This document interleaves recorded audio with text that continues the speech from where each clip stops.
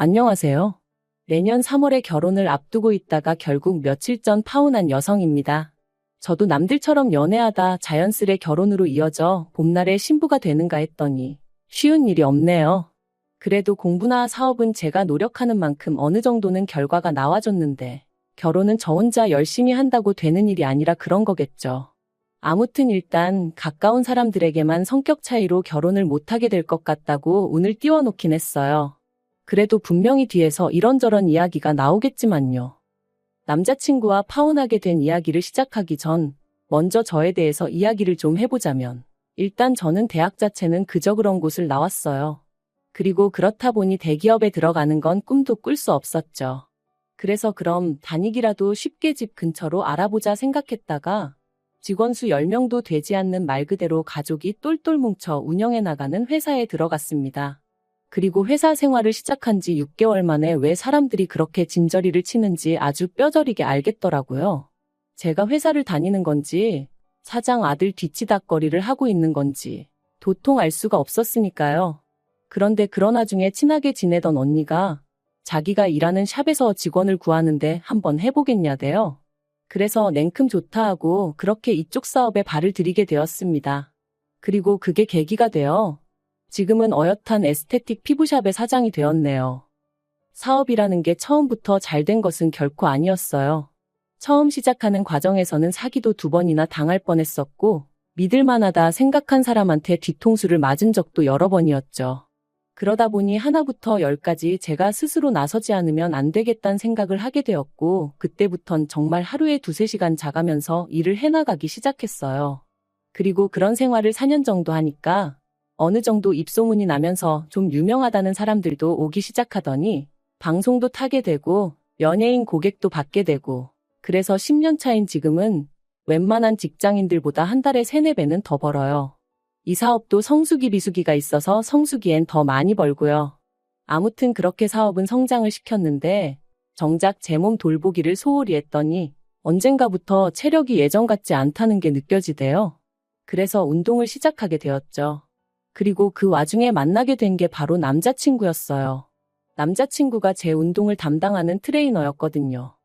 저보다 2살이 어렸던 남자친구는 낮에는 회계사를 준비한다며 시험 공부를 하는 수험생이었고 밤에는 자기 운동도 하고 용돈도 벌 겸해서 트레이너를 하는 거라더군요. 그리고 저도 죽기 살기로 열심히 살아봤으니 투잡을 뛰어가며 자기 목표를 향해 달리는 남자친구가 왠지 마음이 쓰였죠. 하지만 그때만 하더라도 누나의 마음이라고 해야 할지 아무리 공부가 중요해도 밥은 챙겨 먹어라, 감기 조심해라 그 정도로 챙겨줬을 뿐입니다. 그런데 제 그런 행동이 남자친구에게는 제가 뭔가 여지를 줬다고 느낀 건지 남자친구가 언젠가부터 무척 적극적으로 다가오더라고요. 그리고 저도 솔직히 말하면 남자친구가 저돌적으로 다가오니까 그게 싫지만은 않았네요. 그래서 연애를 시작했어요. 물론 그때만 하더라도 이 연애가 결혼 이야기가 오갈 만큼 진지해질 줄은 몰랐고요. 사귀는 동안 남자친구가 저보다 어리기도 했고 또 수험생이다 보니 왠지 당연하다는 듯 제가 데이트 비용의 대부분을 부담했는데 그 자체가 그렇게 저한테 문제가 되는 일은 아니었어요. 남자고 여자고 능력되는 사람이 좀 더 낼 수 있다는 게 제 생각이었으니까요. 그리고 금전적인 부분을 제외하곤 남자친구가 저를 힘들게 하는 게 없었습니다. 술을 좋아하는 사람도 아니었고 여자 문제로 저를 애타게 한 적도 없어요. 그래서 그것만으로도 충분하다고 연인으로서 나아가 결혼 상대로서 손색이 없다고 생각했죠. 게다가 연애하는 동안 지금 돌이켜 생각해보면 말이 안 되는 건데 남자친구가 회계사가 될 거라고 철석같이 믿었으니 한마디로 능력도 있는 남자라고 착각하고 있었답니다. 그래서 결혼 이야기가 나왔을 때도 크게 고민하지 않았네요.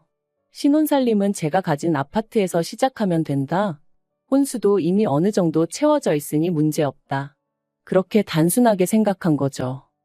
그런데 결혼 이야기가 오가고 남자친구 부모님과 왕래를 시작하면서부터 조금씩 뭔가 삐그덕거리는 게 느껴졌습니다.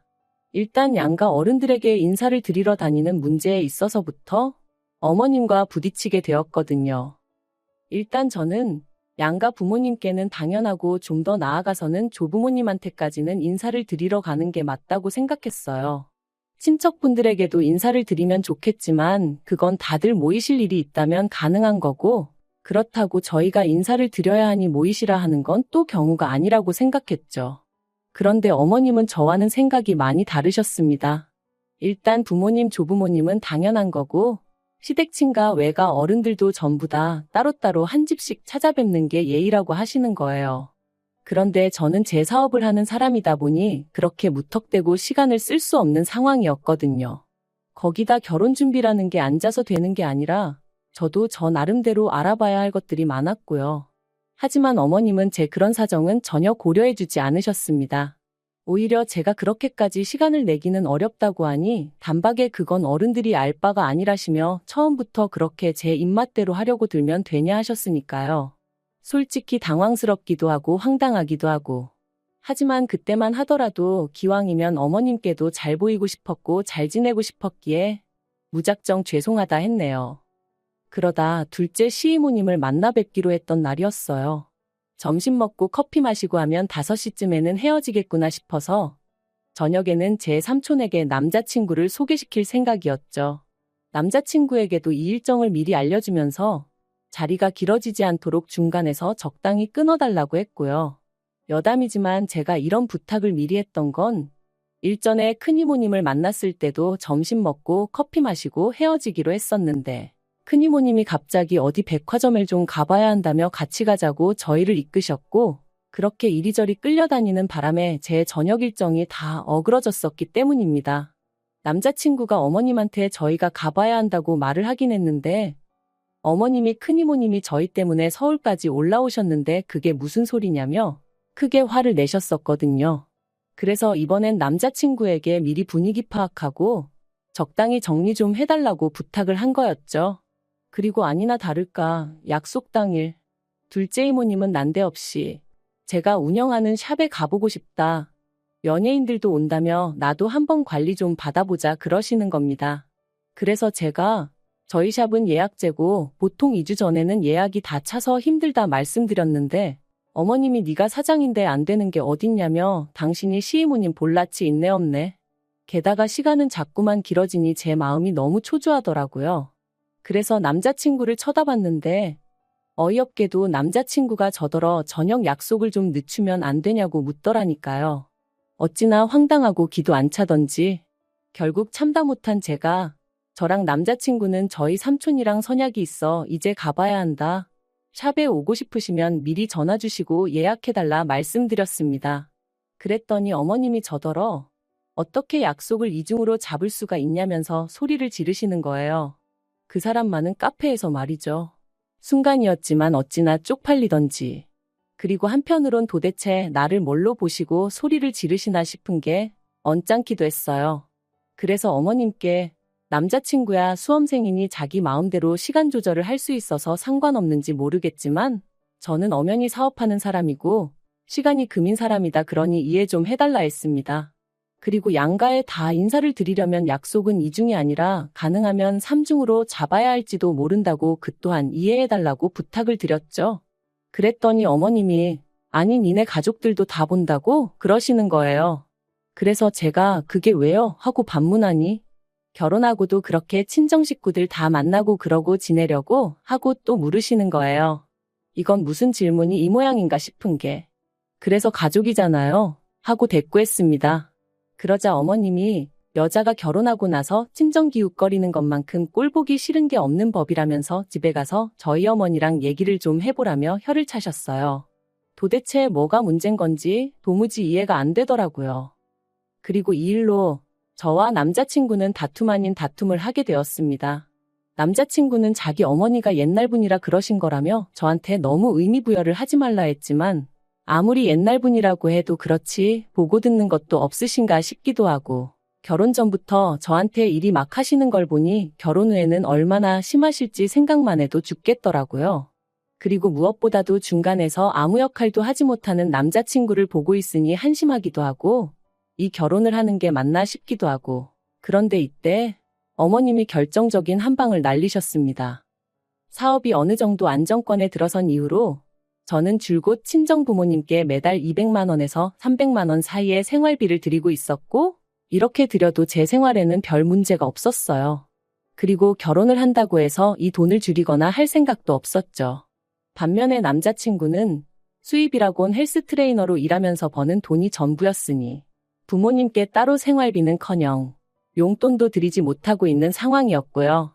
하지만 결혼하고 나면 솔직히 아무리 제가 번 돈이라고 해도 저희 부모님만 챙기는 건 아니다 싶어서 남자친구 부모님껜 매달 50만 원 정도는 보내드릴 생각이었습니다. 그리고 이 이야기를 남자친구에게 했을 때 남자친구가 그렇게까지 자기 입장을 생각해 주는 거냐며 너무 고맙다고 했어요. 자기가 너무 가진 게 없어서 솔직히 저한테 미안한 마음도 컸고 볼낯이 없기도 했는데 그런데도 이렇게까지 배려를 해주는 거냐면서 자기가 꼭 회계사 시험에 합격해서 저를 기쁘게 해주겠다 그렇게 말해주더라고요. 그래서 저는 이 일이 저희가 결혼하는 데 있어 문제가 될 거라곤 추호도 생각치 못했습니다. 오히려 저희 두 사람을 더 끈끈하게 만들어주는 그런 계기가 될 거라고 생각했죠. 하지만 황당하게도 어머님이 반대를 하고 드셨습니다. 어떻게 벌써부터 친정에다 그렇게 돈을 퍼줄 궁리를 하냐면서 말도 안 되는 소리는 하지도 말라셨거든요. 황당해서 도대체 뭐가 문제냐고 따졌어요. 제가 벌어서 저희 부모님 드린다는데 왜 어머님이 화를 내시는지 도저히 이해가 안 된다 했죠. 그랬더니 결혼하면 가정에 올인하고 뭐든지 어른들하고 상의해서 결정해야지 왜 제멋대로 하려드냐면서 점점 더 크게 화를 내시더라고요. 그래서 남자친구하고도 이미 얘기가 된 부분이라고 말씀을 드렸지만 어머님께서 하시는 말씀이 걔가 알면 뭘 알겠냐며 아무리 남자친구가 저보다 어리다고 손바닥에 놓고 이리저리 구워 삶을 생각은 꿈도 꾸지 말라시대요. 당신 두 눈에 흙이 들어가기 전까지 그 꼴은 절대로 못 본다면서 말이죠. 제가 보기엔 정작 남자친구를 어린애 취급하는 건 어머님 본인 같았는데 아무튼 어머님과 이야기를 하면 할수록 이분을 내가 평생 감당할 수 있을까 싶은 게 절로 한숨만 나오더라고요. 그래서 결국 남자친구를 대동하고 다시 한번 남자친구 어머님을 찾아갔습니다. 그리고는 단도직입적으로 저에게 바라시는 게 뭔지 여쭸어요. 그랬더니 어머님 말씀이 솔직히 남자친구가 회계사 시험만 합격하면 저보다 어리고 잘난 아가씨들이 줄을 설 텐데 제가 이렇게 채가는 게 분하시답니다. 거기다 돈 몇 푼 가지고 당신 아들을 좌지우지하려 드는 것 같아서 그것도 마음에 안 드신다대요. 그리고는 하시는 말씀이 결혼도 하기 전에 친정하고 시댁하고 차별을 하겠다고 마음먹은 그 태도도 아주 글러먹었다면서 당신이 딱 정해주겠답니다. 그리고 그 내용이란 게 결혼하면 일단 경제권을 남자친구에게 넘기고 시댁과 친정에 드리는 용돈은 똑같은 액수로 통일을 하라는 거였죠. 그리고 당신은 가족 간의 화목을 중요시하기 때문에 사업을 핑계로 가족 행사나 모임에 빠지는 꼴은 절대로 못 봐준다며 이런 내용으로 공증을 받아오라나요? 웃겼어요. 어이가 없어서 웃음이 난다는 게 이런 거구나 싶었죠. 그래서 저도 모르게 어머님더러 진심이시냐 묻고는 말 그대로 빵 터졌습니다. 그리고는 제가 왜 그래야 되냐고 물었어요. 제가 어머님 아들이 좋아서 결혼하겠다고 한 건 맞지만 제가 어디 팔려가는 것도 아니고 왜 전부 다 어머님 입맛에 맞춰드려야 하냐 그렇게는 못한다고요. 그랬더니 남자친구가 테이블 밑으로 저를 쿡쿡 찌르면서 왜 그러냐 그러고 어머님은 저 말하는 것 좀 보라면서 제가 이럴 줄 알았다고 역시나 당신이 사람 보는 눈이 있다나요? 그러면서 당신 말대로 못할 것 같으면 결혼은 꿈도 꾸지 말라길래 알겠다 했습니다. 어머님 말대로 못하겠다. 아니 하기 싫다 그러니 결혼도 안 하겠다. 그리고는 안녕히 계시라 하고 자리에서 일어났죠. 그랬더니 남자친구가 왜 그러냐면서 저를 붙잡길래 이 상황을 보고도 그런 소리가 나오냐고 이 손 놓으라 했네요. 그리고 남자친구 면전에다 대고 결혼 이야기는 없던 걸로 하자 너는 하는 공부나 열심히 하라 했어요. 그런데 어처구니가 없게도 며칠 뒤 샵으로 어머님이 찾아오셨습니다. 이모님 두 분까지 대동하고서 말해요. 보는 눈들이 많고 고객님들도 계셨으니 큰 소리를 낼 수가 없어서 일단 제 사무실로 세 분을 모셨어요. 그리고는 무슨 일로 오셨냐고 용건만 말씀하시라니까 어머님이 저를 용서하시기로 하셨답니다. 보아하니 남자친구가 저 없으면 안 된다고 알아눕기라도 한 모양이더라고요. 아무튼 어머님은 저더러 당신이 이번 한 번만 넘어가 줄 테니 앞으로 잘하라고 하는데 도대체 무슨 소리를 하시는 건지 어이가 없었죠. 그래서 용서받을 일도 없고 무슨 말씀을 하시는지도 모르겠으니 그냥 세 분 다 나가시라 했어요. 이제 그쪽 아들하고 얽히고 싶지도 않고 생각해보니 조건도 너무 안 맞는다. 백수나 다름없는 어머님 아들을 하마터면 제가 평생 먹여 살릴 뻔한 거 아니냐. 제가 자선사업가도 아니고 왜 그런 생각을 했는지 모르겠다고 이제 정신 제대로 차렸으니 어머니도 꿈 깨시라 그랬네요. 그러자 어머님이 다시 한번 노발대발. 그래도 다행히 이모님 두 분은 나름대로 쪽팔린 게 뭔지 아시는 분들이셨어요. 그런 어머님더러 그러니까 적당히 좀 하지 그랬냐며 타박을 하시고는 그대로 모시고 나가주셨거든요. 그리고 지금 파혼한 지 한 달이 채 되지 않았기에 여전히 마음 한구석이 시릴 때도 있지만 그래도 제 결정에 후회는 없어요. 오히려 제 인생의 소중함도 알게 되었고 사업적인 부분도 보완해 나가며 전보다 더 열정적으로 지내게 되었으니까요. 그리고 남자친구가 어떻게 지내고 있는지는 솔직히 모르겠습니다. 전화번호도 메신저도 전부 다 차단해버려서 제가 먼저 알아내려고 하지 않는 한 그쪽에선 저한테 어떤 연락도 취할 수가 없거든요. 그리고 저는 지나간 과거에 매여 사는 사람은 아니다 보니 거기다 시간 낭비하고 싶지는 않네요. 솔직히 저주를 하자는 건 아닌데 그따위로 해서 회계사가 될 것 같지도 않고 남자친구는 저를 놓친 걸 후회할 게 분명합니다. 그리고 어머님을 원망하게 되겠죠. 뭐 그러면 상황 참 볼만하겠다. 그런 생각이 들긴 하네요. 아무튼 사랑 없는 결혼을 하는 건 미친 짓이라지만 너무 차이나는 결혼을 하는 것도 문제라는 걸 절실히 깨달았으니 두 번의 실수는 하지 않을 거예요.